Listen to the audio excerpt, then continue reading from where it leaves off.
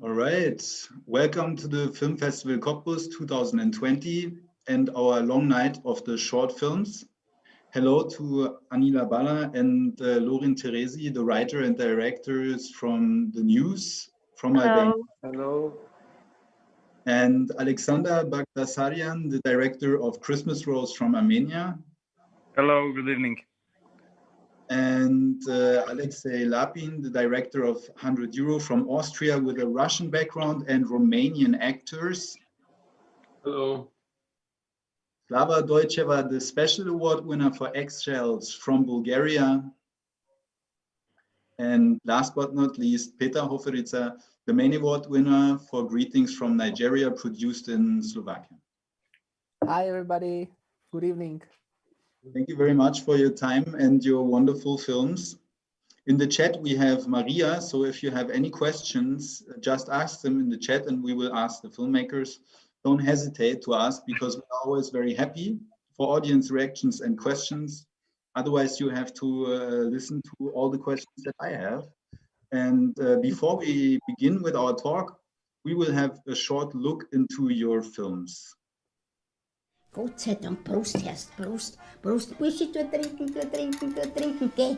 Komm, und lach ein bisschen, Herst, ja?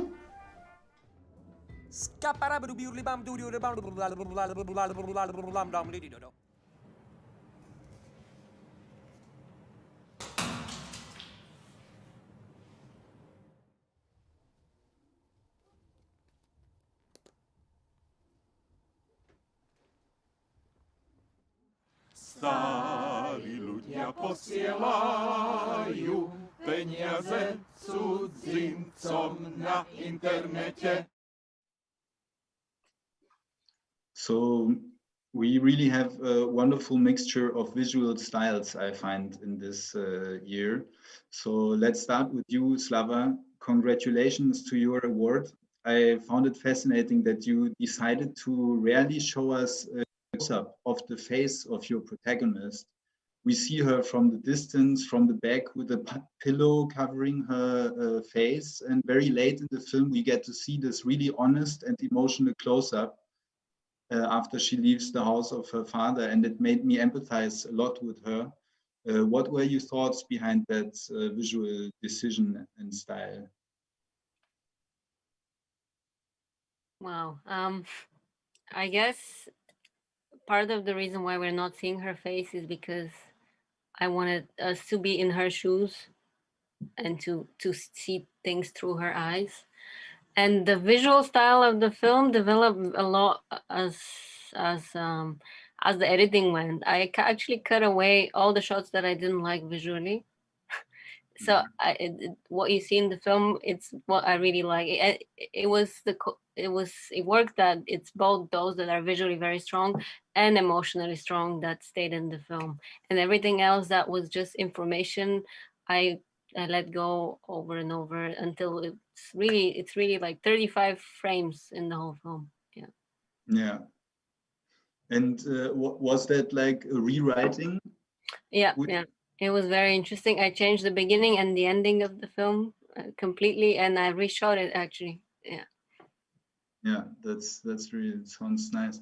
And do you think that that's also the reason that you shot a lot of like it feels so poetic? The images are very poetic in a way. And did you shoot more of these images and then decide to the ones that would fit the editing? Just the ones that I reshot are the first frame and the last frame of the film are reshot, and they're part of this and they come together. They are rhyming with each other, and the rest there are no reshots. They just really, those were the strong visual ideas and they stayed in the film. All right, and Alexander, you also made a similar decision in this great opening of your film. We mainly see the main character from the back until he enters the elevator. So we look at his back of the head all the time. What were your thoughts behind that?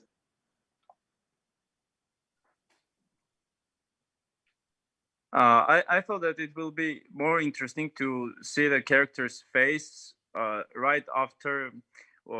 Bih baš personāžu, once you start to understand the character, once you start to see his actions, I thought that it would be best to show his face after that. Yeah, you see his face, but you already know a lot of things about him that characterizing him.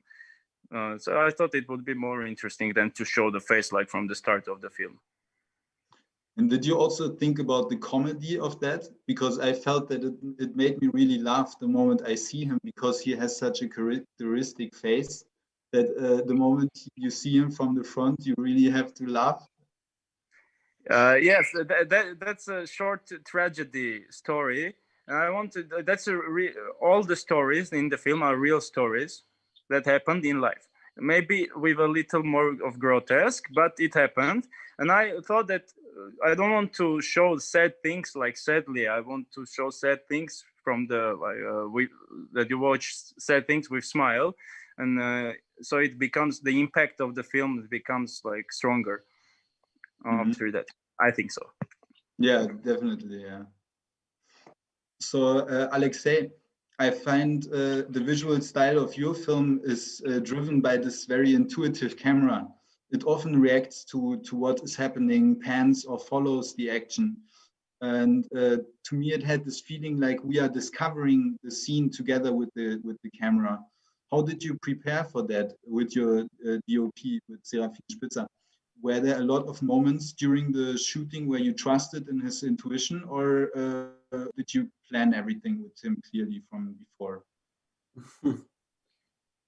Yeah, we planned everything. Like the camera was like an actor, you know. You had to choreograph the actors and the camera and how they work together. And so we didn't really made some rehearsals or something. We just on set worked a little bit longer. We did more takes, you know. So it was for me also a kind of discovery to go deeper and deeper every take. So it was like choreographing actors and also the camera, how the camera reacts to this. And then it was a moment when everything was automatical and too technical, and so we should more takes to do it like organic. So it was like 10 takes to do it right, and then 10 takes to do it authentic somehow. So it was everything was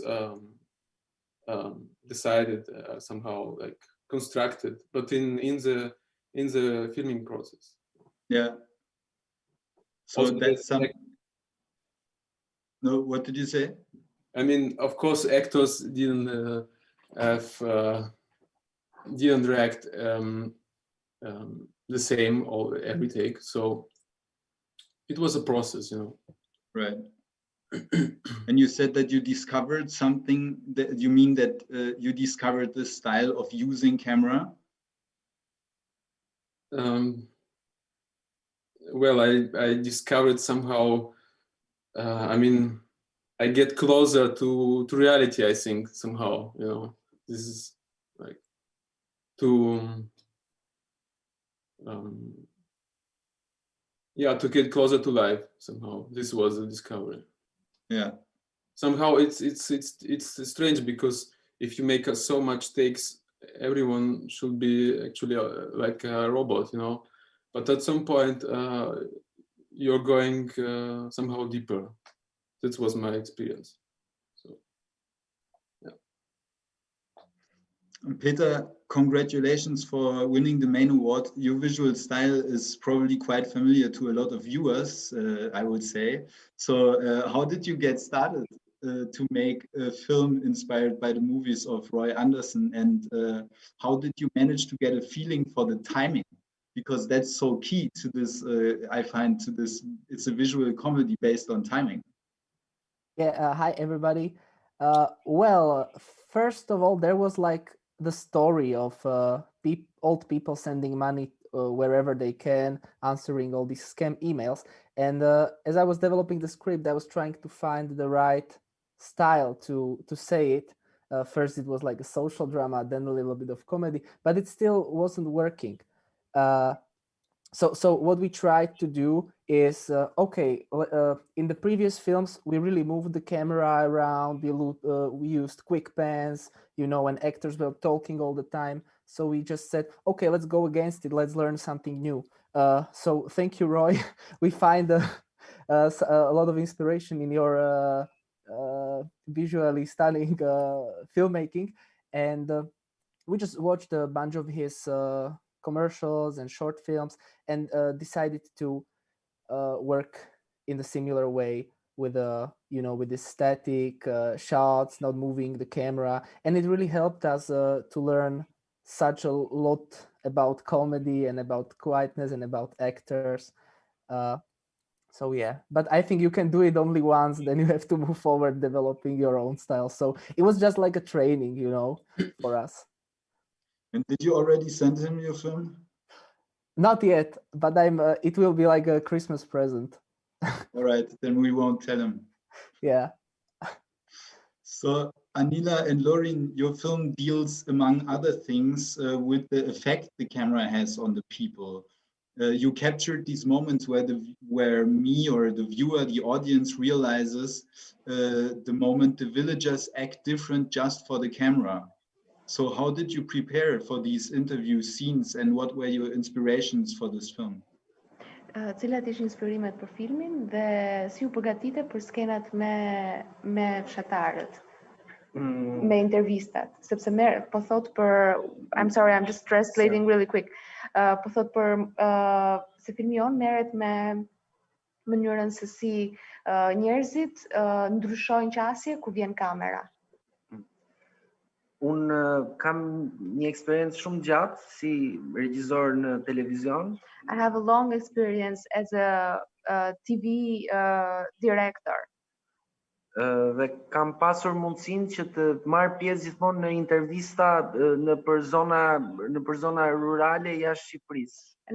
And I had the opportunity to visit remote villages and rural villages of Albania.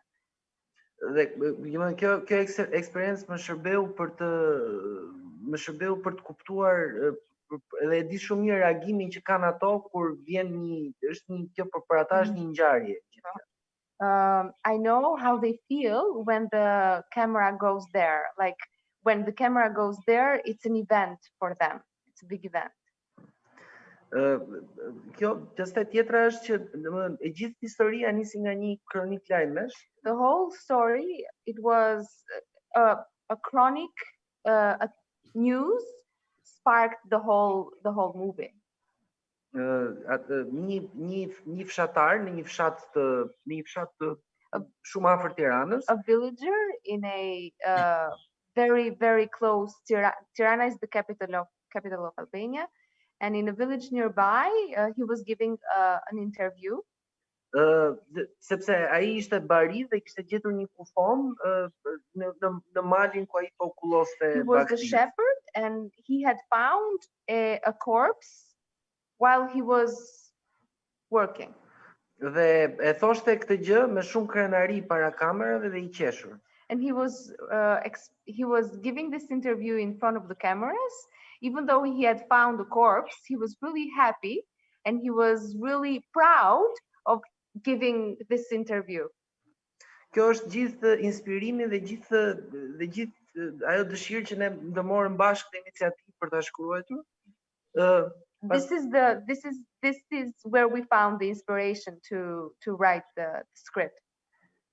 Dhe pastaj gjithë gjëja tjetër unë kam parë gjithë film shumë në mënyrë shumë serioze dhe shumë dramatike. Pastaj nëse ka nota komike ato erdhën me vetiu.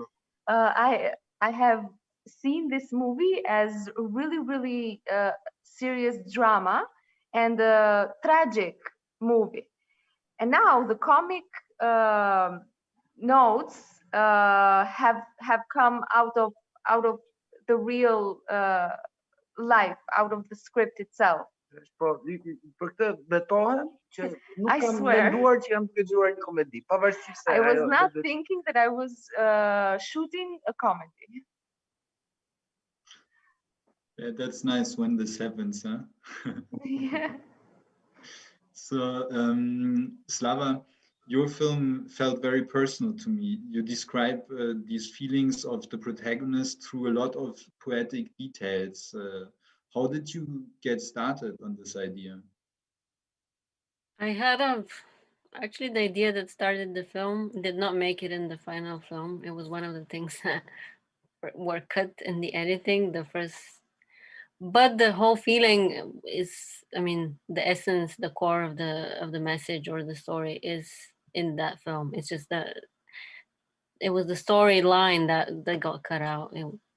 And it is something personal. All the films I've made so far are based on something I've experienced or seen or felt, and I feel that's the most I can give as a director is if I'm telling something that has come directly from me. And is that something in this process of writing that you use in a way all these images, you write them down? Is that a very long process where you take a long time to write a lot of details, or are this just these images that we see that come to your mind? Actually, this was pretty quick, the writing of this script. Even with the rewriting, it was faster than I usually do. And I mean, I think the images that are the strongest, they come, like they're not discovered. Like either they come as an idea or you find them on set and it's very strong. And it's those strong visual ideas are not, for example, the shot of with her and the father when they're exchanging the woods. I had no idea how I was going to shoot that scene. And I was very much against, I don't like covering scenes like with close up, mid shot, wide shot. This kills me, the idea of doing that. So I was struggling for quite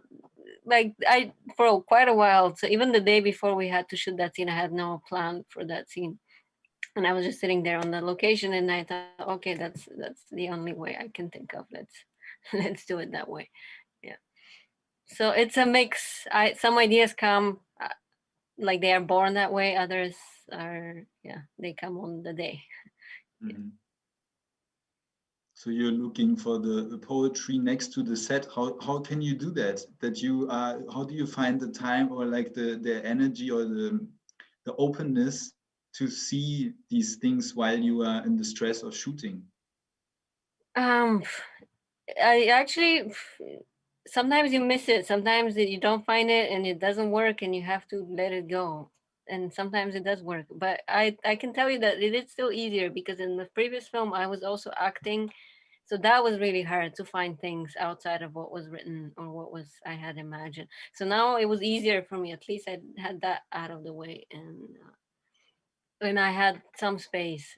And sometimes it's actually when it's not working, that you really stop and then you can see something else. So sometimes you have to fail in order to find the right solution. If it's in the middle, like maybe it's working, maybe it's not, it's actually the worst area to be in, I think, because then you move on and you're like, maybe it will work. Yeah. Alexander and Alexei, you both described working environments. What were your inspirations and how did you research those working environments and special living situations? Let's start with Alexander. Just 1 second.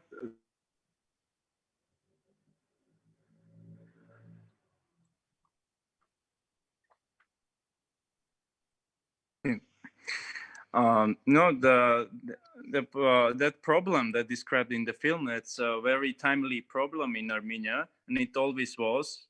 I'm not talking about corruption and everything else, but about that the enforcement officers that they are going to some apartments and just take the apartments from their owners, and they cover it. That's it. It's all legal. It's all legal.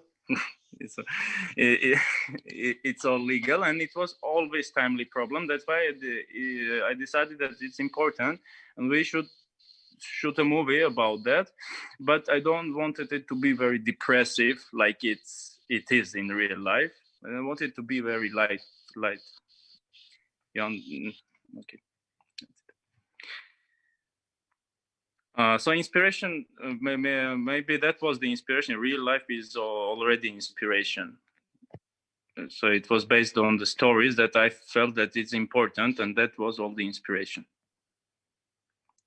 And did you go, like, did you work, or not work, but did you go out with these officers in reality to see how they daily work? Yes, my neighbor is one of that officers. That's a small country, small population. Everybody knows everybody, so it's not a big difficulty. Especially the scene, even if you will not believe, but the scene with the grandpa that pulls the oil, the gas on himself on his grandchild. It's a total real story without any exaggeration. Yeah. And did he already visit you, the neighbor, to get some? No, I'm totally like paid for everything. Okay. And you, Alexei, what were your how did you research, and what were your inspirations for that? For this, well, first of all, I hadn't had like a theme as a subject, or it wasn't like well, this is I want to speak about working world in Vienna. No, it was basically, it was this window. I watched from this window.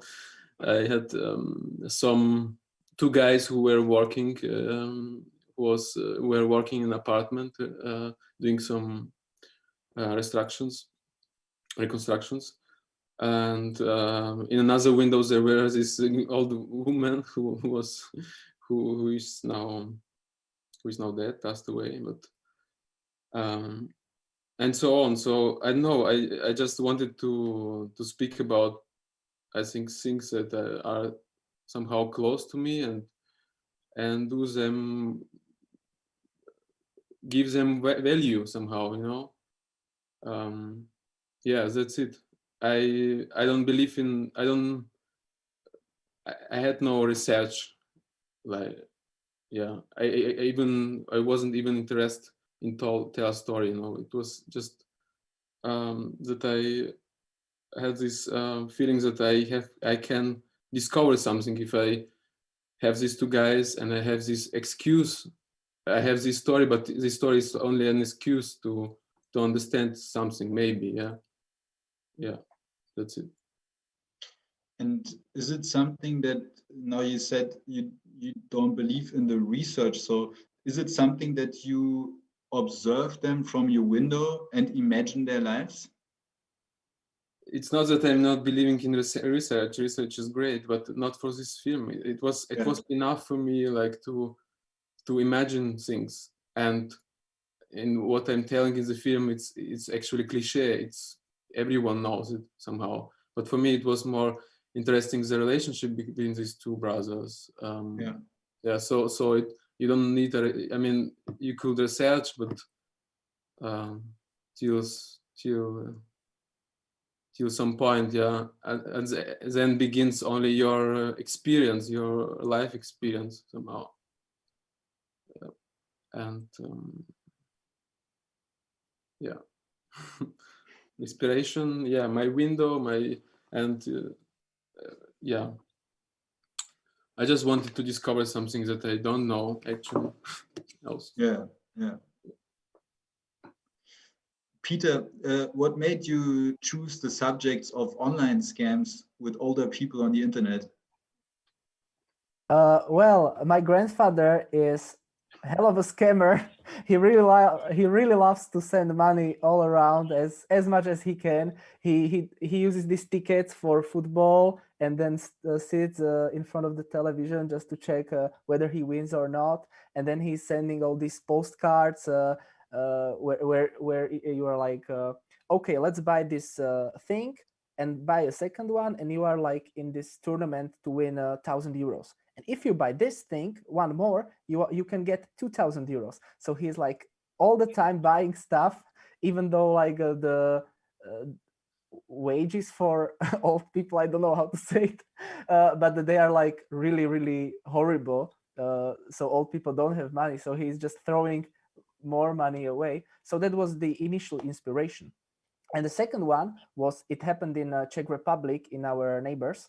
There was this old guy who was really, really like, he really wanted some cash, and he fall into this online dating scam. Like some girl from Africa was writing to him and just telling him that she needs help, and if he sends her some money, she will send him all the heritage. So first he first he traveled to Africa, but he couldn't find her, and he didn't know English, so he was dragging all the time his computer with him.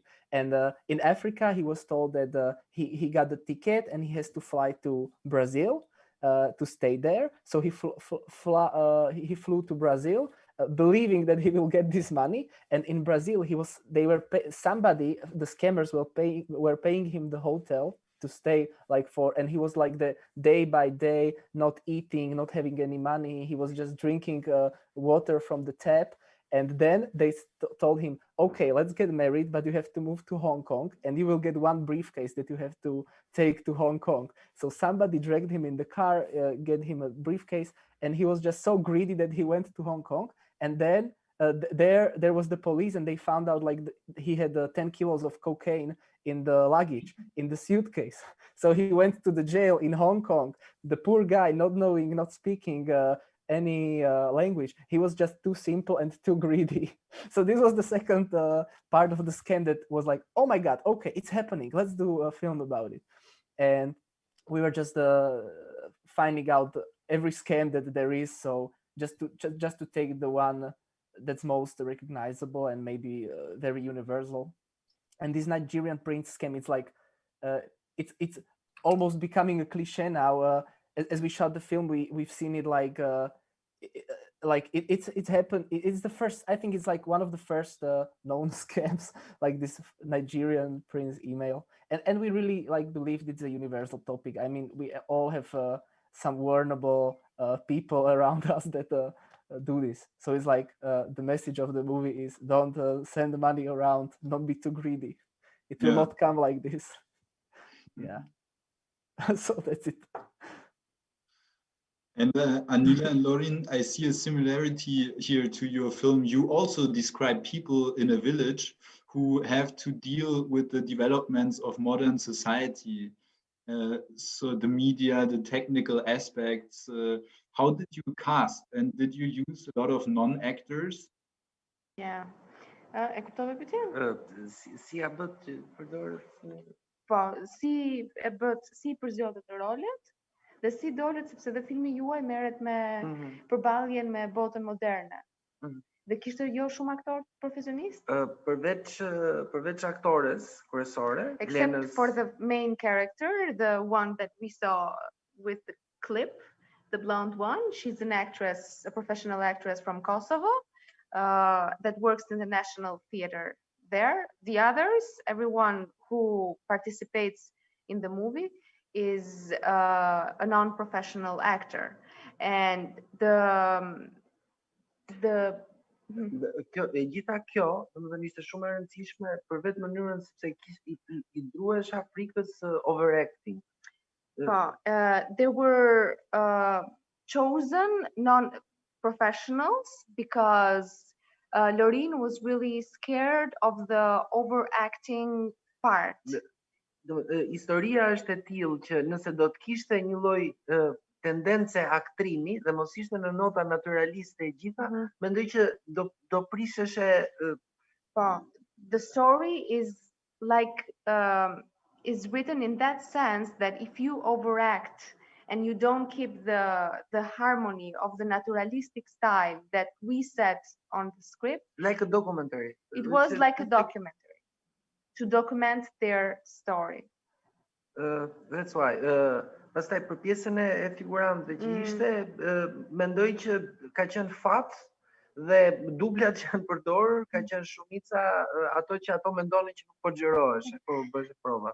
The non-actors, we shot the movie in a village nearby Tirana, and all the village, which is small village, participated in the movie. So they were, while we were recording, we were shooting all the time, and we put on the movie the parts where they thought that they were not acting. So we were like recording all the time their what they were doing. Mm-hmm. They think we're doing rehearsals. Yes. And that's ai moment ishte më I duri kur I ripam pastaj në. When we were looking at the editing, while we were editing, we chose those footage to put in the movie. Po, nëse do e bëja edhe një herë si rizgjedhje dhe gjithë, nuk e di do e kisha atë guxim që pata, po ndonjëherë gjërat duan të shkojnë mirë dhe shkoka. If we would have done it again, I don't know if I would have the courage to make this kind of decisions, but it went well. And also we had the police, the policemen who are in the movie at the beginning of the movie, those are real policemen. So, t'ja themi regjiseri dhe aktori që kishte për të bërë policin që interviston Vjerin. And the actor who was cast to do the police, nuk erdhi. He didn't show up, and dhe ja kërkuam si nder policit që a mund vish ta bësh. And we asked the policeman who was supposed to help us only with the bus and the small car. We asked him as a favor, can you be part of the movie? And since he was an expert on this kind of situation, he said yes. That's. Dhe mendoj që më mirë që nuk erdhi aktori, se ai më rezultoi më. It's the best that the actor didn't show up, because the policeman was really good.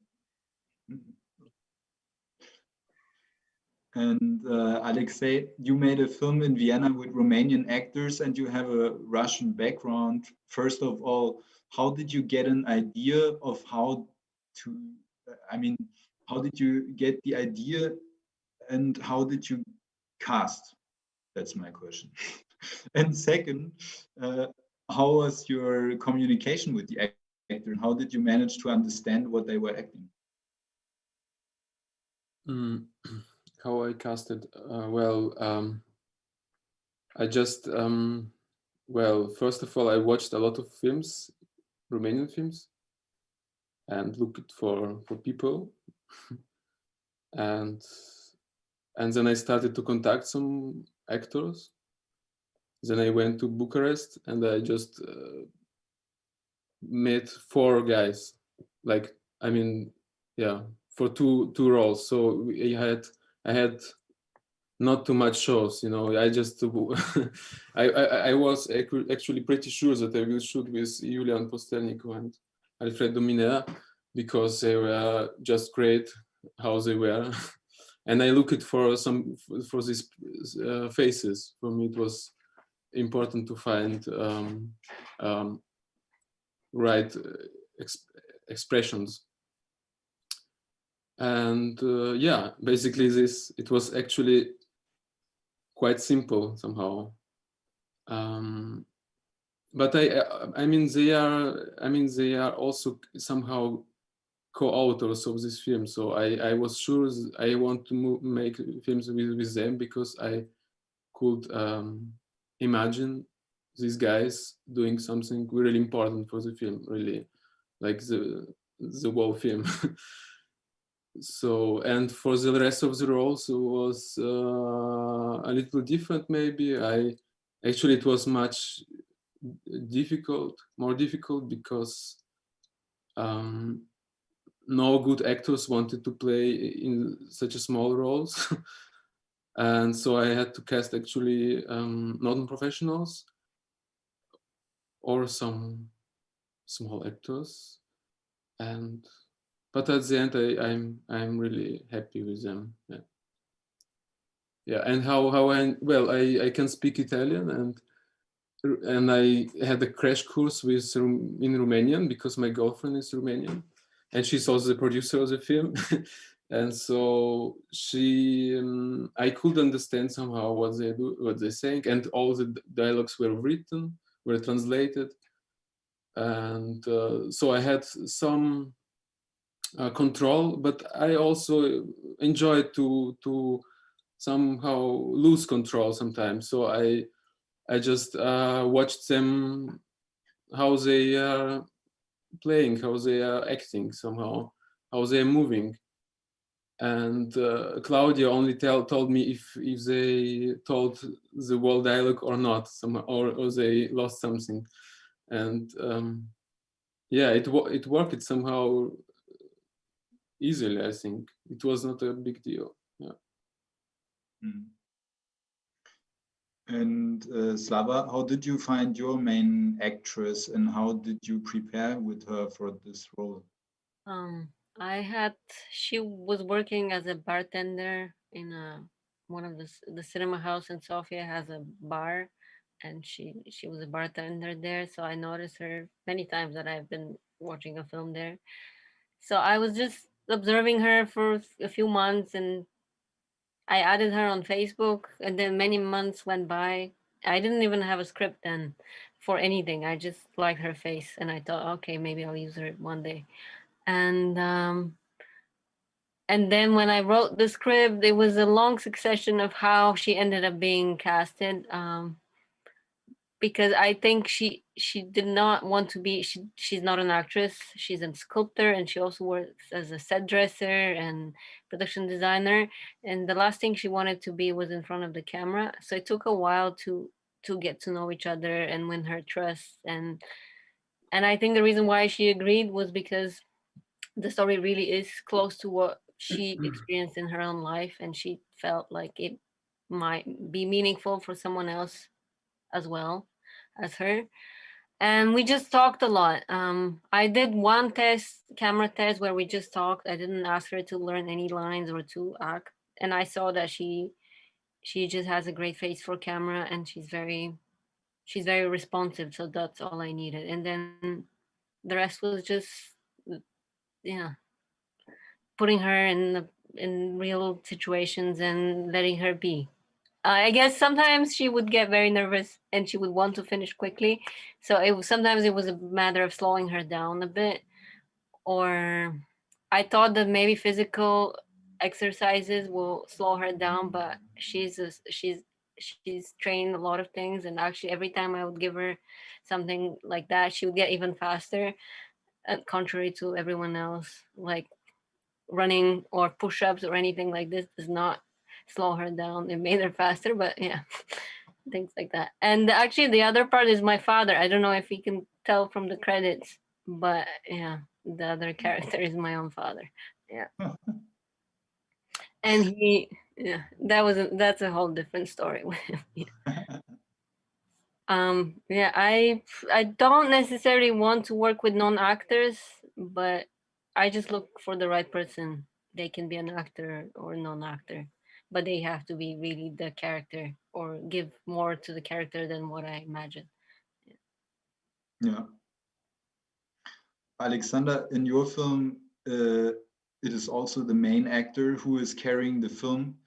How did you find him with this ability to, I don't even know what to say, like to pantomime or yeah. He's a very good and old friend of mine from the childhood. Like he's a rock musician as well. I guess he is a nice guitar player also. And we served together 2 years in the army. And at that moment, I really had the script already finished, and I didn't recognize that he ideally matched for that role. I never thought about him because it's his first like starring role in movies ever. And I guess it's a nice startup for him. It's like an actor portfolio film. Yeah, it's more his film than my film. And then I saw his parodies. He adored to do parodies in life also. On his personality, they have like common things, the personalities of actor and character. And I truly, when I saw his impressions, I truly believe that it's a destiny and he should be in that role. And I never did a casting for that role again. So this is for him. And that's it. That's how we were like in a cafeteria of the Ministry of Defense, and he started when we were soldiers, and he started to do impressions of Freddie Mercury, of Stevie Wonder, of everybody, and said, could be, you can be that person. And we shooted that film, and we were together in France also in the festival. Mm-hmm. Now we're going to shoot another one together, but I don't know what. We just have a wish and will to do a film. Yeah, fantastic performance from him. Yeah. Anila and Lorin, you wrote the screenplay together. I think, if I'm correctly informed, you also have acted together, maybe. And what did your collaboration look like? How do you work together? Gjithmonë përfundon në fund fare, nëse përgjithsisht nëse ka sukses, zihemi kush e tha mendimin e fundit. If what we create and what we do is successful, we always fight at the end who was the originator of the idea. Akoma është e pazgjidhur fakti që kush e idenë e nuses në fund që vendos karficën për mbyllur, jam I bindur që e kam thënë unë. No. Okay, so Lorin is telling that the idea of the clip of the actor at the end, it's his idea, but actually it's mine. Like seriously. And this is serious. And it's not because of no. This is our situation always. But yeah. But we manage, we survive. Nila is also an actor, but in this short, she make the producer. Yeah. We write together and make the role of the journalist. So I'm like, I act, I direct sometimes in theater. I'm a translator now. And I may be something else somewhere else. I'm a transformer. And how did that come? That like when you saw this image of a person in this interview, as you described, the first inspiration for the film, how did it happen that you in the writing decided to go about these other topics that come up about your main protagonist, you could say, and her role in this family, and that she doesn't have her own voice in a way? Në Shqipëri dhe përgjithsisht në ato zona në cilat I referohet filmi. In Albania, and especially in those areas where the movie is refers to. Mentaliteti dhe patriarkaliteti janë shumë seksuara. The mentality, the mindset, and the patriarchality is really, really strong. Femra është akoma roli I femrës në familje është akoma shekuj I prapambetur. The role of the female in the family is really, really archaic. I don't know. Mm-hmm. Dhe kjo ishte një nga mënyrat e tjera kjo ishte një nga arsyet e tjera që historia u zhvillua edhe më dhe u pa në këtë kundërshtim. This was a reason that the story developed in that way. Femra gjithmonë duhet jetë e pa ekspozuar ndaj të tjerëve, po është diçka që I përket mashkullit edhe ashtu ajo duhet duhet sillet, domethënë është The female is a belonging of the male, and she has to be unexposed, and this is the way that she should behave. And we have laws, like ancient laws on this. Dhe tjetra është që fshati nga pikpamja sociale këtu tek ne është shumë I varfër dhe jeton vetëm me lekë të emigracionit. And also the village here, like most every village in Albania, is really, really poor, and they live only with migration money. Jeta sociale është shumë e vakët, aty nuk ndodh asnjë gjë. There is no si përket argëtimit, dhe I vetmi argëtim është televizori ose there is no entertainment, there is no cultural or social life, so the only entertainment is the television. Në fshatin shqiptar njohin edhe një person që nuk është as pak publik, po mund të ketë bërë intervistën më të pa një mund të ketë dalë vetëm një herë në televizor dhe aty të gjithë e njohin, thotë ke dalë filan datë, filan orë në televizor. In the Albanian village, a villager knows even one person who once showed himself in an interview that is long forgotten, but they don't forget it. So he's famous. And they remember it. In the village, obviously. And are you going to direct him once? Yeah, why not? Do jemu regjisorja ndonjëherë? Yes.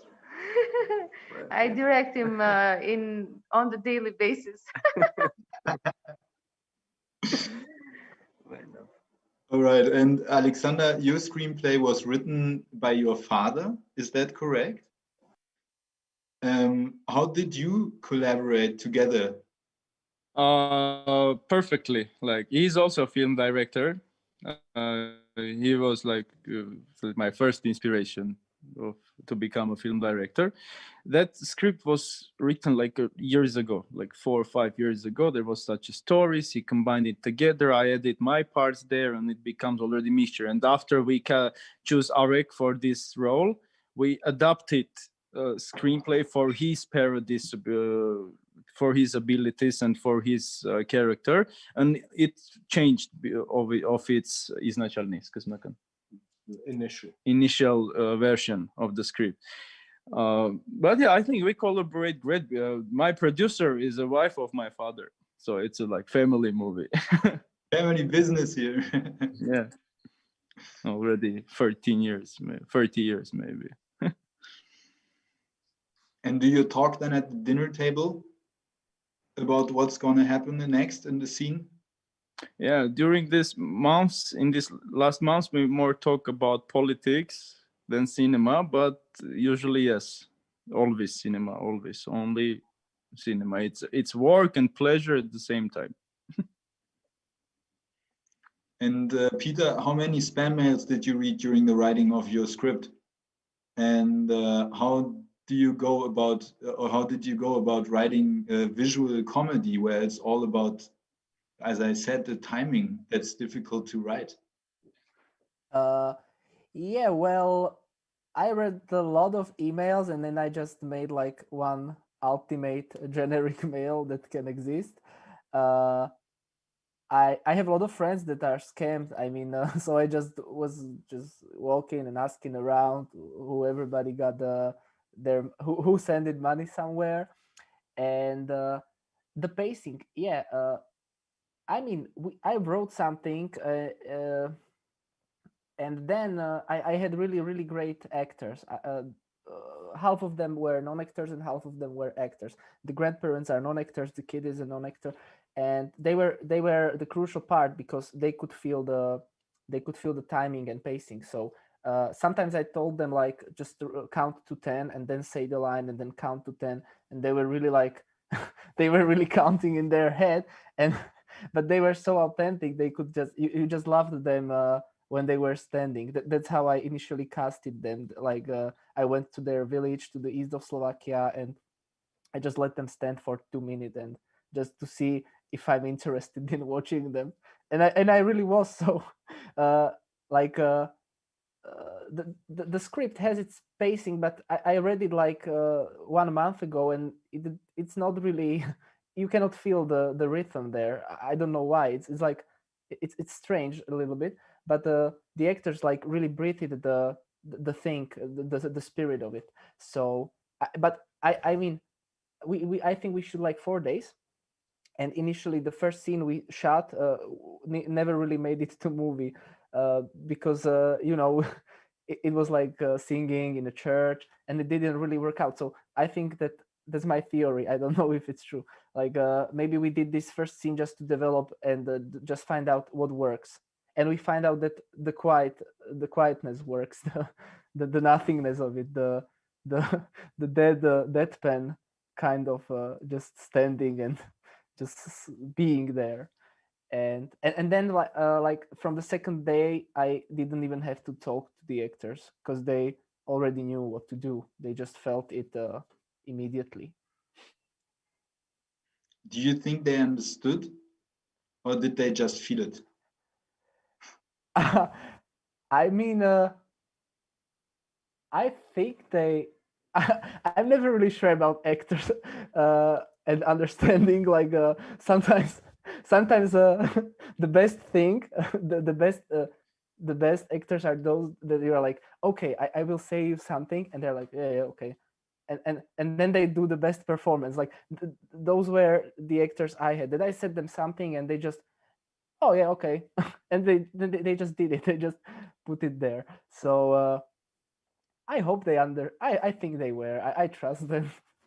So yeah. Did they like to see themselves when you showed it to them?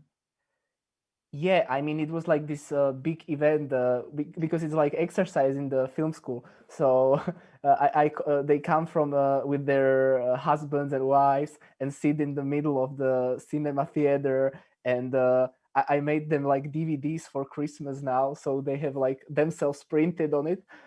And they were really, really excited because they could see themselves in cinema with all the students that were watching the movies. So it was like, I think for them, it was really, really fun thing to do. Alexei, how do you write dialogues? What do you mean? I mean that these dialogues you have, they feel so natural, but they discuss, I don't know, topics that you wouldn't expect these people to discuss, for example, and they feel like, I'm imagining, how do you sit there? Do you talk to yourself, or did you come up with the actors, or what's your process there? Yeah, it's different. Well, I take inspiration from everything, actually. Everything what I hear. There is one dialogue, for example, in the film, the last one, which is longer, and I took a dialogue with my father. Like I had, and we spoke. My father is a physician, so we spoke about physics, and so we tried to explain me something difficult that I don't understand. And somehow this was like a basic, and I just use it, this energy, you know, of this dialogue with my father to this which I wrote then. Yeah, and others, I don't know. Well, I mean, yeah, you have to like hear how people talk in real life. So this was my idea to reconstruct like the authenticity of life. And so also in dialogues, I just tried like the best to do them, because people don't give information sometimes, you know. It's just talking bullshit all the time, actually, most of the time. So this was also the idea that there is no actually an information somehow just a feeling, you know. This was the idea of the dialogue for me. So it wasn't to please the audience so they understand better the story or something like this. It was just to show how these people live, how they are reacting, and of course, because they are a little bit gangster somehow in this film, I just wanted to write some dialogues which show something new about these characters. For example, Andrei, then he's super intelligent. He's super intelligent. He's talking super intelligently about physics. It was just to have this contrast, because in real life, what we see sometimes we judge what we see, but the reality is different. So I just wanted to this character to have more dimensions, more layers, and it was also because I mean it was to make the idea was to make something that gives audience the feeling that what they are seeing is not the whole true, but only a part of the true. Yeah. Always. And Slava, as I said earlier, your film is no, I'm sorry. Yeah. Oh yeah. No, wait. Yeah. As I said earlier, now I have my question. Sorry. As I said earlier, your film is about these poetic details, and then you have even dialogues in poems. How did you come up with that moment that they have this dialogue in a poem? And interestingly to me, I felt that there is a strong love between the two, like, and then still he doesn't want to come to visit them. So the poetry in the form of the film and the poetry in the dialogue, I never thought of them as connected to each other, but now the rhymes in the dialogue are something that I took from real life. This is how me and my father talk sometimes. It's a bit of a competition who's gonna come up with a better line than the other. So you keep trying to top the other person, but then it is a loving thing because it's something you do together, and it takes two to participate in this, and it's I don't know, it's something that you've done for many years, and it's something that unites you. And I hope that moment felt real for other people, because I don't think many people talk in this way. So I didn't know how relatable this would be to a regular viewer. And the poetry of the film in itself, I was thinking about this, and then I remember there was a moment when the editing again, when I decided I want this film to be more like a poem rather than a short story. It's not about the plot that much. I mean, it's there, but I really don't want that to be the focus on it. I'd rather you experience it as you experience reading a poem. So there was a conscious decision, but it was late in the editing that I decided, okay, I'm gonna strip all the plotty things that were taking away from that. And are there any questions that any of you have to anyone else in the group? Where can I watch the films? Actually, I didn't get it somehow. I mean, before it was so simple, you could just watch it in the cinema, but now you can watch it online on the website of the film festival. okay. And you got in Austria too? Yes, you got a number that you can type in for your accreditation, and then you can watch the films there. Okay. Okay. Thank you. So I don't have questions because I haven't seen, unfortunately. I have just like Alexander, you had like so wonderful actor. I mean, I loved him so much. He went nuts. I mean, the ending scene and the pantomime. I mean, I didn't believe he's like a non-actor. I mean, that guy is just absolutely fantastic. He is an actor. He even studied for an actor. Yeah, but he is more musician than actor. He was more musician in his life than an actor because there are not as much cinema shooting per year, per 10 years here. That's why you don't always have chance to show yourself. So he got his chance, and I think he used. So see, you like that, and a lot of people liked his acting. So thank you. I will send your words to him. Yeah, he's total rock star. And to Slava, I mean, every year we bring wood with my father, so it was really emotional for me seeing this bunch of wood in front of the house. I mean, my father really likes to not spend money, so we have to cut it ourselves. So you have at least cut it wood, so that's very nice.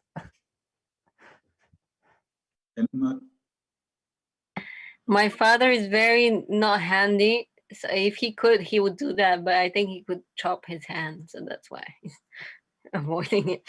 Yeah. And Maria, do you have any questions from the audience? Actually, yes, we got one or two comments. One compliment, it is for Peter Hoferitzer, quoting, "I like Mr. Hoferitzer's films a lot. He's a good man." So congrats to this comment. And we have another one. It's a question for Slava, for actors. The film is set in Bulgaria, but is this a German train in your film? Again, quoting. Don't know what she's talking about. I don't know if it's made in Germany. I have no idea. The train runs in Bulgaria, but it's quite possible that it was made in Germany. Those are the new trains that run in some of the directions. Mostly, though, the other trains do not look like that, and they look horrible, and they're definitely not German. Yeah. Okay, that's all from the audience. Chat remains quiet as I think the audience just watched you, and thanks for the insights. Yes, thank you very much for this extended Q&A, and thank you all for coming and your time. And I wish you a good evening now and good days in this difficult time, and hope to see you soon at some point in the reality. Yeah. Thank you very much. See you next year physically and with a drink in our hands. Yeah. So somewhere. And without masks. Yeah, without. Nicely vaccinated. Hopefully. Yeah. So thank you very much. Thank you, and goodbye, and Happy New Year, Merry Christmas, and all the best. Yeah. Thank you. Bye-bye. Bye-bye. Bye-bye. Bye-bye. Bye.